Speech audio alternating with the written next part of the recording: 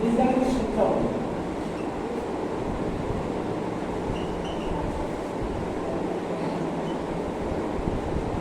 Class 7।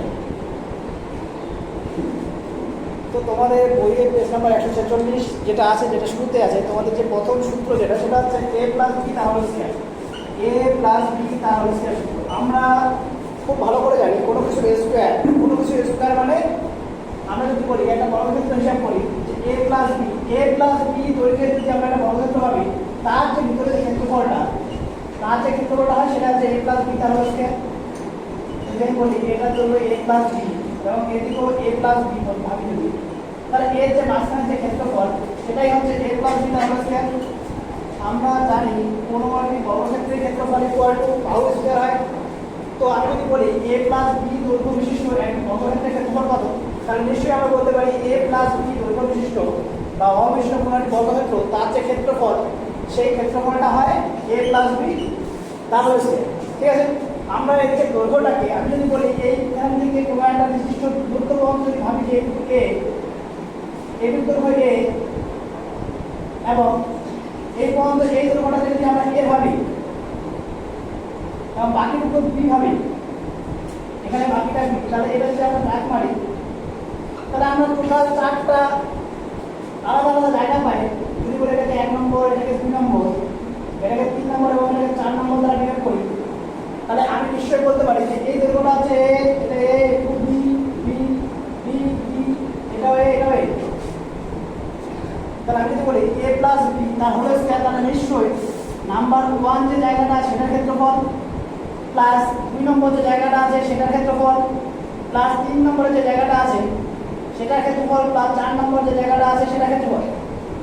ঠিক আছে, তো আমরা এখান থেকে 1 নম্বর যে জায়গাটা বা 1 নম্বর দৈর্ঘ্য, 1 নম্বর যে জায়গাটা আছে সেটা আমরা যদি বলি সেটা দৈর্ঘ্য কত, সেটা দৈর্ঘ্য হচ্ছে a এবং প্রস্থ b, প্রস্থ a আছে।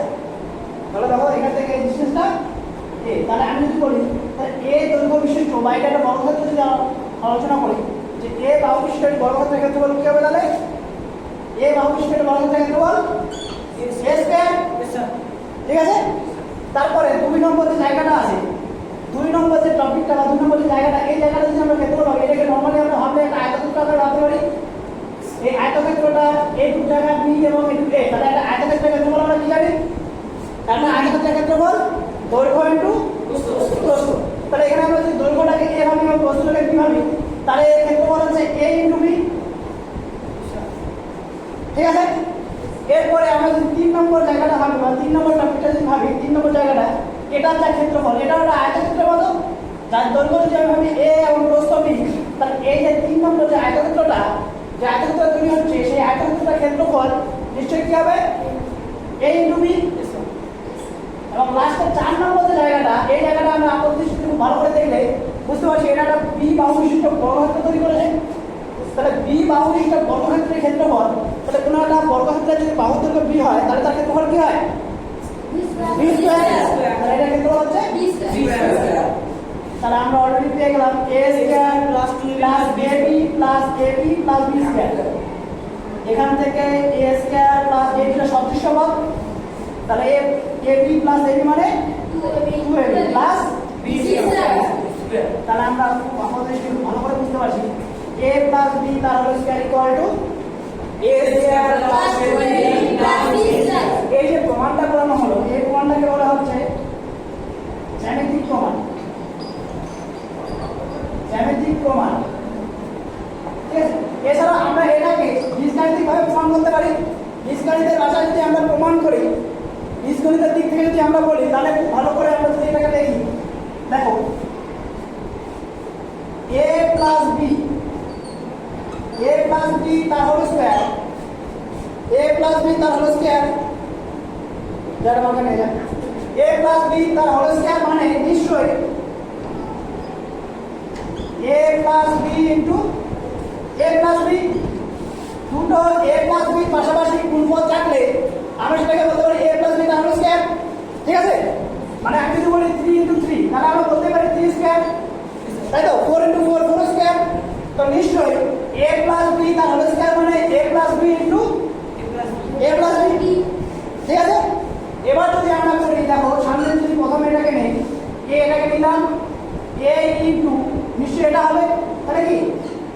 প্লাস বি, মাঝখানে কি চিহ্ন আছে? প্লাস চিহ্ন, তাহলে বি ইন্টু এই পার্টটা হবে, এই পার্টটা কি এ প্লাস বি। ক্লিয়ার? ঠিক আছে? তো এরপরে দেখো আমরা যদি বলি এখানে এ এবং এ গুণ যদি করি, এ গুণ করলে কি পাওয়া যায়?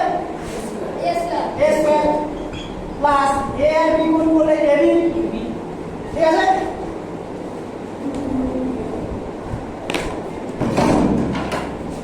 এবং এখানে দেখো বি এবং এ গুণ করলে কি হবে? বি এ প্লাস বি এবং বি গুণ করলে বি স্কয়ার। তাহলে নিশ্চয়ই এটাকে যদি আমরা বলি এটা হচ্ছে সংশ্লিষ্ট পদ 3 × 4 আর 4 × 3 একই জিনিস। ঠিক আছে? সুতরাং এটা হবে a square plus 2ab plus b square. Clear?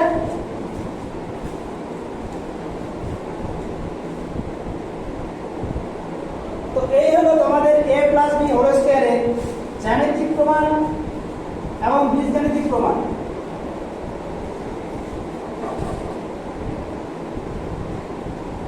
এটা হলো বীজগণিতিক প্রমাণ, এটা হলো জ্যামিতিক প্রমাণ। ঠিক আছে? এবার যদি আমরা অঙ্কে চলে আসি, তোমাদের দিকে ছবি দিয়ে খুব ভালো করে বোঝানো আছে বইয়ে।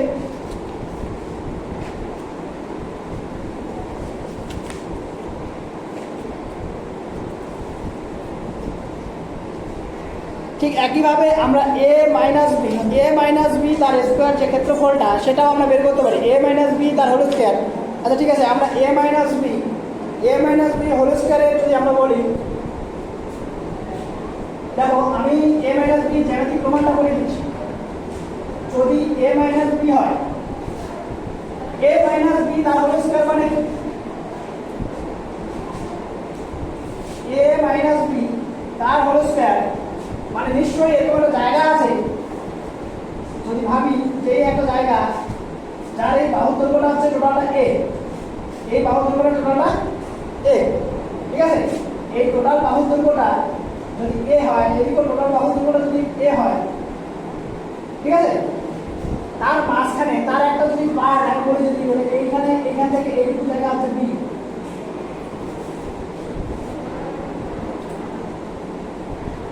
ঠিক আছে? ab মানে a মাইনাস b মানে এই জায়গায়।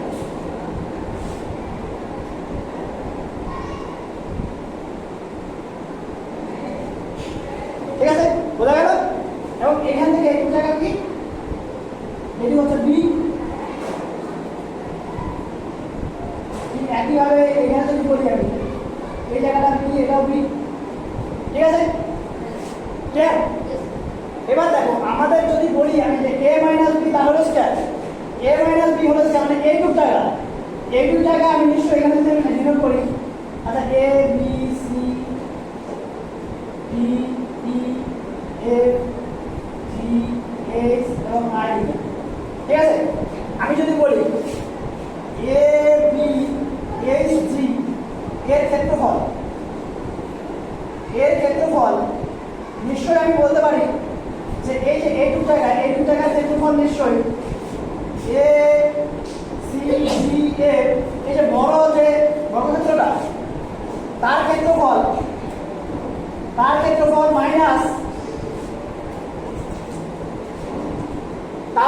মাইনাস এই আয়তক্ষেত্রটা b c i h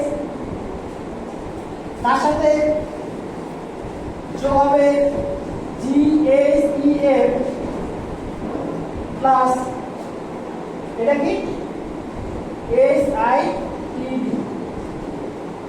ঠিক আছে? তো এটার ক্ষেত্রফল তাহলে টোটাল যে ক্ষেত্রফলটা মানে টোটালটা হচ্ছে কি a দৈর্ঘ্য বিশিষ্ট, তাহলে a স্কয়ার মাইনাস এখানে আমি যদি bc h i h বলি, bc i h এটা এর ক্ষেত্রফল, এই জায়গাটুকুর ক্ষেত্রফল যদি বলি, এই জায়গাটুকুর ক্ষেত্রফল নিশ্চয়ই ওই জায়গাটুকুর ক্ষেত্রফল কি হবে? এটা দৈর্ঘ্য কত? এটা দৈর্ঘ্য a মাইনাস b আর প্রস্থ b। তাহলে এটা ক্ষেত্রফল b into a minus b plus GHTF এত যে ক্ষেত্রফলটা a মাইনাস বি এর দৈর্ঘ্য এবং প্রস্থ বি, তাহলে এটা ক্ষেত্রফল হবে b into a minus b plus এইটুক জায়গা ক্ষেত্রফল কি হবে? এটা দৈর্ঘ্য কত? এটা বি ইনটু বি, তাহলে কি হবে ক্ষেত্রফলটা? B square. ক্লিয়ার? তো এখান থেকে আসে a স্কয়ার মাইনাস এখানে ab minus b square plus ab minus b square plus b square. ঠিক আছে? ক্লিয়ার? তো এটা দেখো এখানে একটা b স্কয়ার ক্যান্সেল হয়ে যায়। ঠিক আছে? থাকে কি সামনে a স্কয়ার মাইনাস এখানে যদি ব্র্যাকেটের মধ্যে বলি, ব্র্যাকেটের মধ্যে থাকে 2ab মাইনাস b স্কয়ার, ব্র্যাকেটটা তুলে দিলে a square minus 2ab minus b square, তাহলে a মাইনাস b তার স্কয়ার সূত্র প্লাস b স্কয়ার, সরি মাইনাসটা প্লাস হয়ে যাবে। এই যে ব্র্যাকেট এখানে মাইনাস আর এখানে মাইনাস হয়ে গেলে প্লাস, তাহলে a মাইনাস b তার স্কয়ার সূত্র a square minus 2ab plus b square. ঠিক আছে? সূত্র এইভাবেই আসে।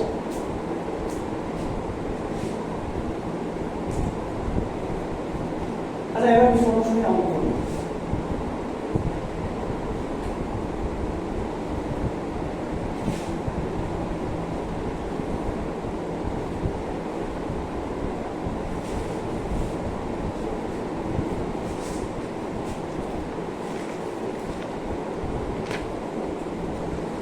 আচ্ছা পেজ নাম্বার 155 অনুসরণী কোষে দেখি 12.1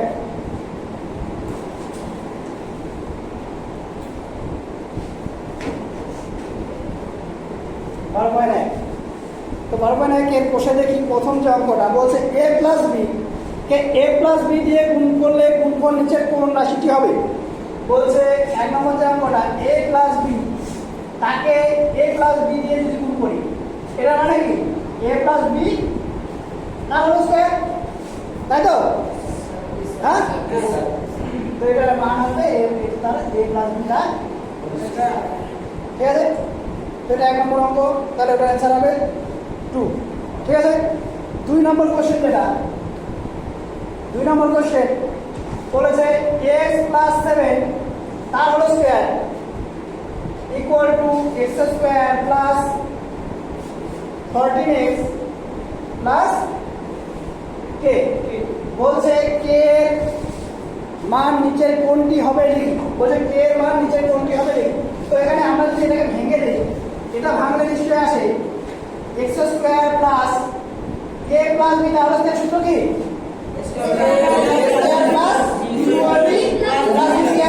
তাহলে এখানে x স্কয়ার 2 মানে 2 * 7 * x, তাহলে কত আসবে? 14x প্লাস 7 এর স্কয়ার মানে 49 equal to x square plus 14x plus 8। এবার দেখো আমরা যদি বাম পক্ষ এবং ডান পক্ষ তুলনা করি, তাহলে দেখো x স্কয়ার মিলে গেছে। আচ্ছা x স্কয়ার প্লাস 4x এই টার্মটা মিলে গেছে, বাকি কি আছে? k ওদিকে আর এদিকে 49। এখানে লিখে দেব বাম পক্ষ ও ডান পক্ষ তুলনা করে পাই k ইকুয়াল টু 49। এটা আছে। ঠিক আছে? k এর মান 49, k এর মান 49 হলে ওই সমীকরণটা সিদ্ধ হবে। 3 নম্বর কোশ্চেন বলছে a স্কয়ার প্লাস b স্কয়ারের সাথে কোন বীজগাণিতিক সংখ্যামালা যোগ করলে যোগফল একটি পূর্ণবর্গ সংখ্যামালা হবে তা লিখি। দেখো বলছে a square plus b square,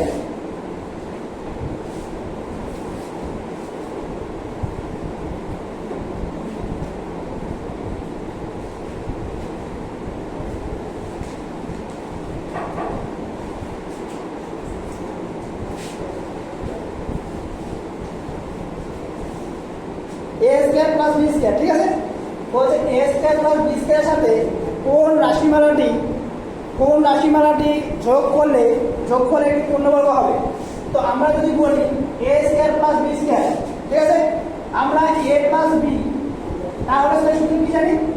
a square plus 2ab plus b plus b square আবার a মাইনাস b তাহলে স্কয়ার সূত্র কি আছে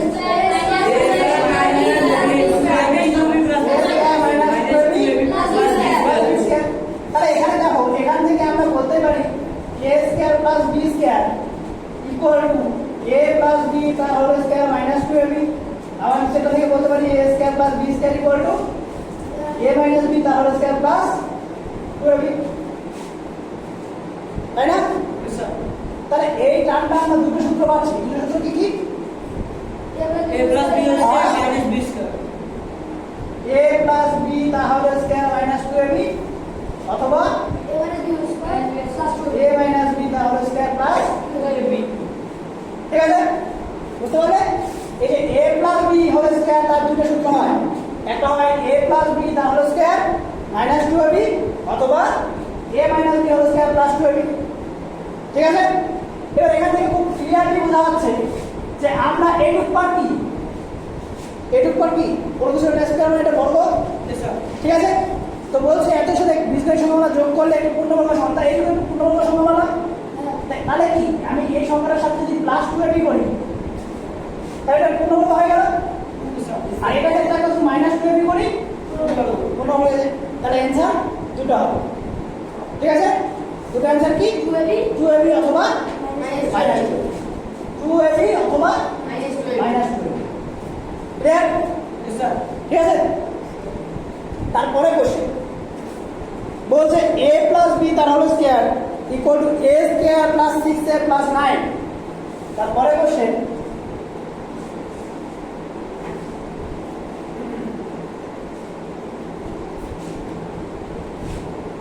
কোশ্চেন নাম্বার 4 তাই না কোশ্চেন 4 বলছে a প্লাস b তার whole square a plus b তার whole square equal to a square plus 6a plus 9 এটা দেওয়া আছে বলেছে b এর ধনাত্মক মান নিচের কোনটি হবে লিখি তো আমরা যদি এই অঙ্কটার ক্ষেত্রে এই পার্টটাকে ভেঙে লিখি তাহলে এটা আছে a square plus 2ab plus b square b square ঠিক আছে equal to a square plus 6a plus 9 ঠিক আছে এবার যদি আমি বলি দেখ বাম পক্ষ এবং ডান পক্ষ তুলনা করে পাই বাম পক্ষ এবং ডান পক্ষ তুলনা করলে স্কয়ার স্কয়ার মিলে গেছে এখানে 2ab এখানে কি আছে 6a তাহলে 2ab ইকুয়াল টু 6a এবং b স্কয়ার ইকুয়াল টু 9 ঠিক আছে এখান থেকে b ইকুয়াল টু 3 পাওয়া যাচ্ছে এখান থেকে b ইকুয়াল টু পাওয়া যায় প্লাস মাইনাস 3 কে বুঝলেন প্লাস মাইনাস 3 তো প্লাস মাইনাস 3 মাইনাস 3 স্কয়ার করলে কত হয় মাইনাস 3 স্কয়ার করলে মাইনাস 3 স্কয়ার করলে মাইনাস 9 হয় মাইনাস 3 স্কয়ার করলে 9 হয় প্লাস 3 স্কয়ার করলে 9 ঠিক আছে এটা যদি বুঝতে না পারি এটা আরো ভালো করে বোঝানোর জন্য b square minus 9 equal to 0 b square minus 3 তার হোল স্কয়ার ইকুয়াল টু 0 এখান থেকে b প্লাস 3 আর b মাইনাস 3 পাওয়া যায় অতএব b ইকুয়াল টু মাইনাস 3 অথবা b ইকুয়াল টু 3 ঠিক আছে তো এখানে কি মানটা দিয়েছে ধনাত্মক মানটা দিয়েছে তাহলে b এর ধনাত্মক মান কি হবে 3 equal to b equal to 3 ঠিক আছে তারপরে 5 নম্বর কোশ্চেন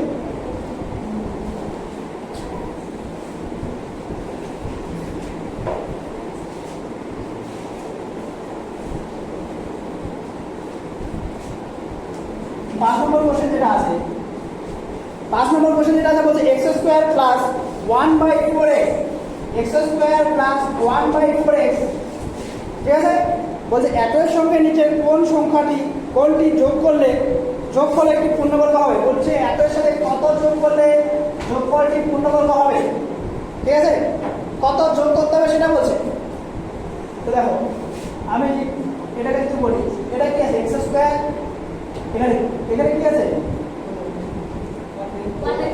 1/4 ঠিক আছে তো আমি এটাকে বললাম x² plus 2 into x into তাহলে কি 1/8 করতে হবে হ্যাঁ Yes, sir. 1/8 এটা 2 দিয়ে যদি 8 টা কাটি তাহলে কত হবে 4 হয়ে যাবে 4 তাহলে এখানে যদি আমরা লিখি 1/8 তার হোল স্কয়ার মাইনাস 1/8 তার হোল স্কয়ার ঠিক আছে তাহলে দেখো এটা একটা পূর্ণবর্গ রাশিতে পড়ে গেল না পূর্ণবর্গ রাশি কি x প্লাস 1/8 তার হোল স্কয়ার মাইনাস 1/64 ঠিক আছে Yes, sir. তার মানে এই রাশিটা এবং এই রাশিটা সমান তাহলে এই রাশিটার সাথে যদি 1/64 আমরা যোগ করে দেই তাহলে কি শুধু এই পার্টটা পাবো Yes, sir. যোগ করে দিই এই রাশিটা ইকুয়াল টু এত স্কয়ার মাইনাস এত ঠিক আছে যদি এরকম একটা পার্ট এই সাথে যোগ করে দিই তাহলে এটা পূর্ণবর্গ আকারে দেখাবে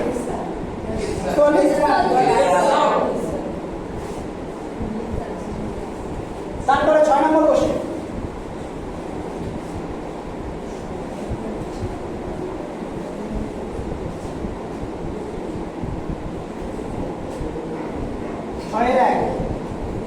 বলছে কে এর কোন মান বা মানগুলির জন্য সি স্কয়ার প্লাস কেসি প্লাস 1/9 পূর্ণবর্গ হবে বলছে সি স্কয়ার প্লাস কেসি প্লাস 1/9 ঠিক আছে এটা দেওয়া আছে Yes, sir. ঠিক আছে Yes, sir. দেখো এটা যদি আমি বলি সি স্কয়ার ঠিক আছে প্লাস 1/9 মানে 1/3 আর হলো স্কয়ার প্লাস কেসি লিখলাম ঠিক আছে এটা যদি আমি সূত্রে ফেলি এটা দুটো সূত্র আছে a plus b a square plus b square দুটো সূত্র a প্লাস b আর হলো স্কয়ার মাইনাস 2ab অথবা a মাইনাস b তার হলো স্কয়ার প্লাস 2ab তাই না তাহলে আমরা দুটো হয় দুটো লিখি এটা মানে হচ্ছে c মাইনাস 1/3 আর হোল স্কয়ার এটা whole square plus 2 into c into 1/3 plus KG অথবা আরেকটা কি আসবে c প্লাস 1/3 আর whole square minus 2 into c into 1/3 plus KC ঠিক আছে তাহলে হয় এইটা পার্ট একটা স্কয়ার আকারে থাকবে আর এই পার্টটা ইকুয়াল টু 0 অথবা এইটা স্কয়ার থাকবে এই পার্টটা ইকুয়াল টু 0 ঠিক আছে অতএব c স্কয়ার প্লাস কেসি প্লাস 1/9 পূর্ণবর্গ হবে যখন হয় 2c/3 plus k c equal to 0 অথবা minus 2c/3 plus k c equal to 0 ঠিক আছে এখান থেকে সিসি ক্যান্সেল হয়ে গিয়ে একটা মান পাওয়া যায় মাইনাস 2/3 আর এখানে কি একটা মান পাওয়া যায় 2/3 এর সাথে দেখো কি আছে প্লাস মাইনাস 2/3 দেওয়া আছে Yes, sir. It is. ঠিক আছে তাহলে এই রাশিটা পূর্ণবর্গ হবে যখন k এর মান হয় মাইনাস 2/3 হবে অথবা k এর মান প্লাস 2/3 আছে ঠিক আছে Sir. Yes, sir.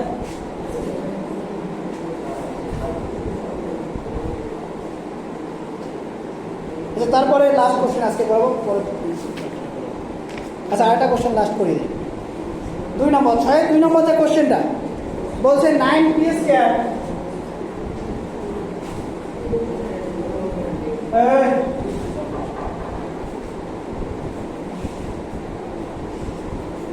ছয় 2 নম্বর যে কোশ্চেনটা বলছে 9p তার হোল স্কয়ার প্লাস 1/9p তার হোল স্কয়ার বলছে এই সংখ্যা মানে থেকে কোন সংখ্যা বা সংখ্যাগুলি বিয়োগ করলে বিয়োগফল পূর্ণবর্গ হবে তা হিসাব করি দেখো এই অঙ্কের মতো অনেকগুলো অঙ্ক করানো হলো এটা দেখো এটা নিশ্চয়ই এরকম আসছে যে 3p তার হোল স্কয়ার প্লাস 1/3p তার হোল স্কয়ার আমি দেখালাম a plus b whole square a square plus b square সূত্র কি আছে A plus B whole square minus. অতএব হয় এটার একটা সূত্র হতে পারে কি 3p প্লাস 1/3p তার whole square minus 2 into 3p into 1/3p অথবা এটা কি হতে পারে অথবা 3p মাইনাস 1/3p তার whole square plus 2 into 3p into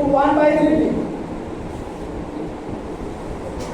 ঠিক আছে তো হয় এটা হতে পারে অথবা এটা হতে পারে এখানে 3p 3p ক্যান্সেল হয়ে -2 এখানে 3p 3p ক্যান্সেল হয়ে +2 তাহলে কত যোগ করতে হবে কত বিয়োগ করতে হবে প্লাস মাইনাস যোগ বা বিয়োগ করলে এই রাশিটি বিয়োগ করলে বা এই রাশিটি প্লাস মাইনাস যোগ করলে এই রাশিটি পূর্ণবর্গ হবে ঠিক আছে আজকে এই পর্যন্ত থাকলো বাকি দুটো অঙ্ক হোমওয়ার্ক থাকলো 6 2 3 3 4 হোমওয়ার্ক বাকিগুলো পরের দিন করবো